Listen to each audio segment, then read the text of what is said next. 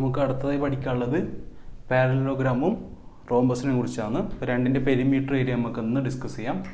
Parallelogram എന്ന് പറയുമ്പോൾ നമ്മൾ ഏകദേശം റെക്റ്റാങ്കിളെ ബന്ധപ്പെട്ട പോലെയാണ് പാരലലോഗ്രാം. റോംബസ് പറഞ്ഞാൽ ഒരു സ്ക്വയർ പോലെയാണ്. പാരലലോഗ്രാം പറഞ്ഞാൽ ഓപ്പോസിറ്റ് സൈഡ്സ് ഒക്കെ എന്തായിരിക്കും, ഈക്വൽ ആയിരിക്കും. ഓപ്പോസിറ്റുള്ള രണ്ട് സൈഡ് തുല്യമായിരിക്കും. ഇത് എ ആണെങ്കിൽ ഇത് എ, ഇത് ബി ആണെങ്കിൽ ഇത് ബി അളവ്. അതായത് 2 മീറ്റർ ആണെങ്കിൽ 2 മീറ്റർ, ഇത് 3 മീറ്റർ ആണെങ്കിൽ ഇത് 3 മീറ്റർ. നമ്മൾ ഏകദേശം റെക്റ്റാങ്കിൾ വരില്ല, അതുപോലെ തന്നെ റെക്റ്റാങ്കിൾ എങ്ങനെ അത് എൽ ആണെങ്കിൽ ഇത് ബി എന്ന് പറയുന്ന പോലെ വ്യത്യാസമായിരിക്കും. ഇനി റോംബസ് എടുക്കുകയാണെങ്കിലോ നമ്മൾ അതേപോലെ തന്നെ ജസ്റ്റ് ഒരു ആംഗിളാണ് ഉണ്ടാവും ഇത് രണ്ടും. ഇത് സ്ക്വയർ ആണെങ്കിൽ ഒരു ഭാഗം എ ആണെങ്കിൽ ബാക്കിയുള്ള എ എന്ന് പറയുന്ന പോലെ ഇതും അതേ രീതിയിലാണ് എല്ലാ സൈഡ്സ് ഈക്വൽ ആണ്. ഈ D1 പറഞ്ഞതിൻ്റെ വികരണമാണ്, D2 പറയുന്നത് ഈ വികരണമാണ്. അപ്പം പാരലലോഗ്രാമിൻ്റെ പെരിമീറ്റർ നമ്മൾ ഏകദേശം റെക്റ്റാങ്കിളിനെ പോലെ തന്നെയാണ്. എങ്ങനെയാണ് A plus B plus A plus B. അത് ഈ വശങ്ങളിലുള്ള എല്ലാ വശങ്ങളും കൂട്ടിക്കഴിഞ്ഞാൽ നമുക്ക് എന്ത് കിട്ടും, ഏതൊരു വസ്തുവിൻ്റെ പെരിമീറ്റർ കിട്ടും. 2a പ്ലസ് 2b ആണ്. 2a plus 2b. ആ രണ്ട് കോമണെ പുറത്തെടുക്കുന്നത് 2 × a പ്ലസ് ബി. നമ്മൾ നേരത്തെ റെക്റ്റാങ്കിളിലെ കേസിൽ പറഞ്ഞ പോലെ 2 × l പ്ലസ് ബി എന്ന് പറഞ്ഞ പോലെയാണ്. ഇത് 2 × a പ്ലസ് ബി എന്ന് വരും. അടുത്തത് ഏരിയ പറഞ്ഞാൽ എന്താണ്, b × h. ഈ ബേസ് ഇൻറ്റു ഹൈറ്റ് എന്താണ്, h. ബേസും ഹൈറ്റും തമ്മിൽ ഗുണിച്ച റെക്റ്റാങ്കിളിൻ്റെ പാരലലോഗ്രാമിൽ BH. എന്നിട്ട് ട്രയാങ്കിൾ ആകുമ്പോൾ നമ്മൾ എന്ത് തോന്നുന്നു, ട്രയാങ്കിൾ ആകുമ്പോൾ അത് ഹാഫ് BH ആവും. രണ്ട് ഡിഫറൻസ് നോക്കി വെക്കാം.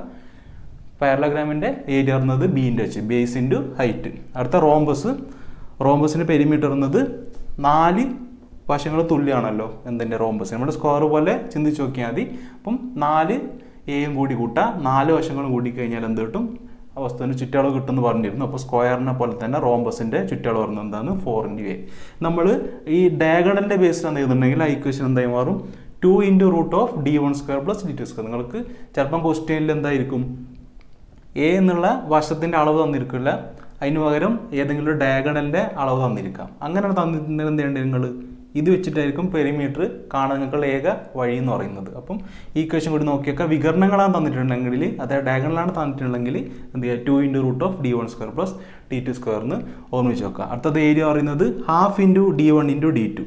നമുക്ക് എന്താണ്, ½ × d1, അതായത് ഈ വികരണം ½ × d1 × d2 ചെയ്ത് കഴിഞ്ഞാൽ എന്ത് കിട്ടും, റോംബസിൻ്റെ ഏരിയ കിട്ടും. ഇപ്പോൾ ഇത്രയാണ് രണ്ട് കാര്യങ്ങൾ നോക്കാനുള്ള പാരലലോഗ്രാമും റോംബസും. പാരലലോഗ്രാം പറയുമ്പോൾ നമ്മൾ റെക്റ്റാങ്കിൾ ചിന്തിച്ച് വെക്കുക, റോംബസ് പറയുമ്പോൾ സ്ക്വയറുമായി ഒന്ന് കമ്പയർ ചെയ്ത് വെക്കാൻ വേണ്ടി ശ്രമിക്കുക. അപ്പോൾ രണ്ട് ഇതായി. അതിനടുത്ത് നമുക്ക് ബാക്കിയുള്ള 2D ഷേപ്സും കൂടി നോക്കാം. നമുക്ക് അടുത്ത ഷേപ്സ് ഉള്ളത് 2Dയിൽ ട്രപ്പീസിയമാണ്. ട്രപ്പീസിയത്തിൻ്റെ ഷേപ്സ് എന്ന് പറയുന്നത് ഇത് 4 വശങ്ങൾ തന്നിട്ടുണ്ട്. ഇതിൻ്റെ ഒരു വശം A, അടുത്തത് B തന്നിട്ടുണ്ട്, ഹൈറ്റ് h എടുത്തിട്ടുണ്ട്. അപ്പം അതിൻ്റെ പെരിമീറ്റർ എന്താണ്, ചുറ്റളവ് നമുക്കിതറിയാം A, ഇത് B. ഇനി ഇതെന്താണെന്ന് നമുക്ക് കൃത്യം അറിയാത്ത അളവാണ് AD BC. അതേപോലെ തന്നെ എടുക്കുക A + B + AD + BC. അതാണ് അതിൻ്റെ പെരിമീറ്റർ. ഏരിയ എന്ന് കണ്ടുപിടിക്കുകയാണെങ്കിൽ ½ × a + b × h.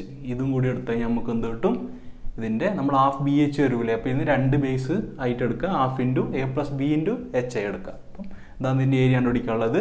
ഇനി ഏതെങ്കിലും ഒരു ക്വാഡ്രിലാറ്ററലാണ് തന്നിട്ടുണ്ടെങ്കിൽ നമ്മൾ നോക്കുക, ജസ്റ്റ് ഇതെന്താ ഇങ്ങനെ ഒരു പെർപെൻഡിക്കുലർ ലൈൻ വരച്ചിട്ട് ഒരു റൈറ്റ് ആംഗിൾ ആക്കി മാറ്റാൻ വേണ്ടി ശ്രമിക്കുക. ഡയഗണൽ ഡിസ്റ്റൻസ് d ആയിട്ട് എടുക്കും. ഇത് ഹൈറ്റ് 2 ഉണ്ട്, P1 ഉം P2. 4 corners A, B, C, D. ഇവിടെ ടച്ച് ചെയ്യുന്ന പോർഷൻ E, ഇത് F. അപ്പം ഇതിൻ്റെ പെരിമീറ്റർ പറഞ്ഞാൽ എന്താണ്, A, B + BC + CD + AD. 4 എന്താണ് ബൗണ്ടറിൻ്റെ സമ്മാണ് ഇതിൻ്റെ പെരിമീറ്റർ. ബാക്കിയെല്ലാം എടുത്ത പോലെ ഇതിൻ്റെ ഏരിയ പറയുന്നത് ½ × D, അതായത് ഈ വികരണം ഇൻറ്റു ഈ ഹൈറ്റ്, പെർപെൻഡിക്കുലർ ഹൈറ്റ്, ഈ ലൈൻ വരുന്ന പെർപെൻഡിക്കുലർ ലൈൻ, ഈ ഹൈറ്റ് ആയത് P1 + P2. ഇത് എടുത്തു കഴിഞ്ഞാൽ എന്താ ഇതിൻ്റെ ഏരിയ ആയി. അപ്പം രണ്ട് ഷേപ്സ് നോക്കി വെക്കുക. ചിലപ്പോൾ ഡയറക്റ്റ് ക്വസ്റ്റ്യൻ ചോദിക്കുക, what is the area of A trapezium. അങ്ങനെ നമുക്ക് ഓപ്ഷനോ പലത് തന്നു കഴിഞ്ഞാൽ എന്ത് ചെയ്യുക, അതിൽ കണക്കായത് പിക്ക് ചെയ്യുക. പിന്നെ ചിലപ്പോൾ പ്രോബ്ലം ചെയ്യുമ്പോൾ ആവശ്യം വരും. അപ്പം ഇതൊക്കെ ഒന്ന് നോക്കി വെക്കുക.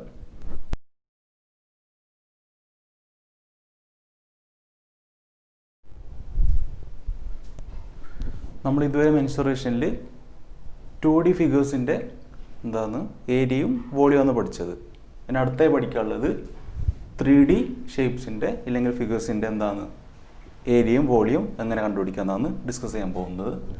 അതിൽ ആദ്യമായിട്ട് വരുന്നത് ക്യൂബോയിഡ്. ക്യൂബോയിഡ് പറഞ്ഞാൽ റെക്റ്റാങ്കിൾ ഷേപ്പിലുള്ള ഒരു സോയിഡാണ്. അതായത് ലെങ്ത്ത്, ബ്രെഡ്ത്ത്, ഹൈറ്റ് മൂന്നും വ്യത്യസ്തമായിരിക്കും. അപ്പോൾ അതിൻ്റെ ടോട്ടൽ സർഫസ് ഏരിയ പറഞ്ഞാൽ എന്തായിരിക്കും, 2 into B H plus L H plus L B.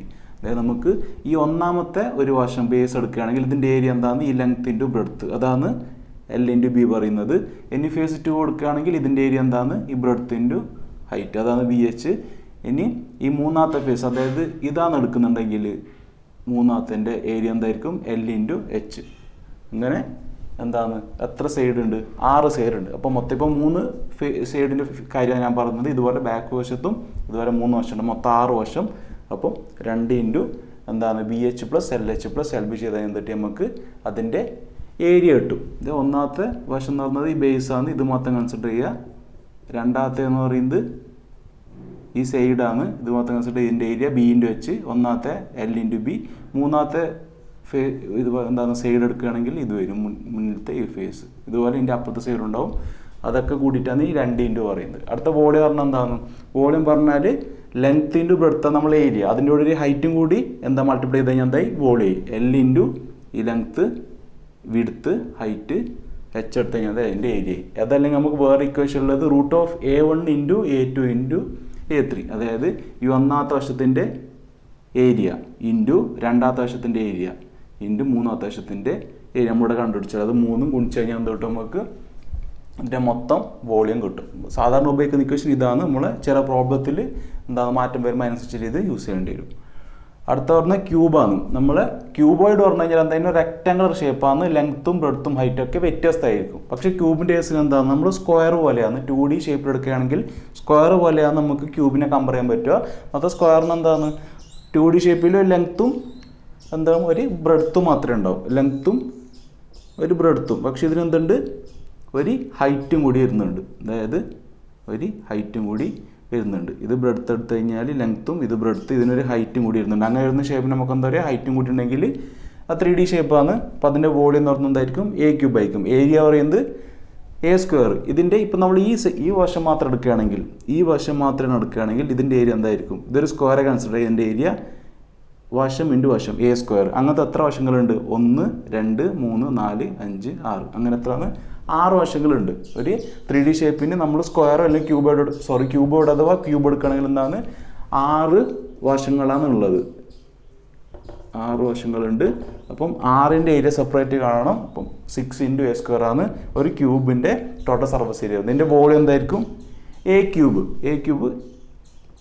നമ്മളുടെ ഇവിടുത്തെ സ്ക്വയറാണ് എടുക്കുകയാണെങ്കിൽ a ഇൻറ്റു a² ആണ് നമ്മൾ എന്തെടുക്കൽ? സ്ക്വയറിൻ്റെ കേസിൽ ഏരിയ എടുക്കൽ. പക്ഷേ ഇതിൻ്റെ കേസിൽ എന്താണ്? 6 കൊണ്ട് 6a² എടുക്കുമെന്ന് പറഞ്ഞു. അതിന് വോളിയം എന്താണ്? നമുക്ക് സ്ക്വയറിൻ്റെ കേസിൽ ഒരു ലെങ്ത്തും ഒരു വിഡ്ത്തും മാത്രമേ ഉള്ളൂ. പക്ഷേ ഇതിൻ്റെ കേസിൽ എന്ത് പറഞ്ഞു? ഇതിൻ്റെ കേസിൽ നമുക്ക് എന്താണ്? 3 വശങ്ങൾ വരുന്നുണ്ട്.